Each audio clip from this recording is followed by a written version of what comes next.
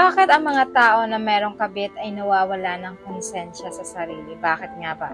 For example, mga kasawi, kapag ka sila ay nagkarelasyon at may nangyari sa kanila, una, mararamdaman nila yung konsensya. Kasi naiisip nila na mali yung ginagawa nila. Pero kahit alam nila sa sarili nila na mali ang ginagawa nila, pero paulit-ulit nilang ginagawa na may nangyayari pa rin sa kanila, na naghahana-hana sila. Kasi para sa kanila, ay eto yung pinakasarap na moment na ginagawa nila kapag tuwing sila ay magkakasama. Pag-una, nakokonsensya. Pangalawa, hindi na sila nakokonsensya. Ang pangatlo, sinasadya na nila na paulit-ulit na ginagawa nila na makipagkita sa isa't isa at paulit-ulit silang merong nangyayari, mga kasawi, kasi para sa kanila ay mahal nila ang isa't isa. Wala na silang pakialam kung ano ang sasabihin ng ibang tao, ang mahalaga lang para sa kanila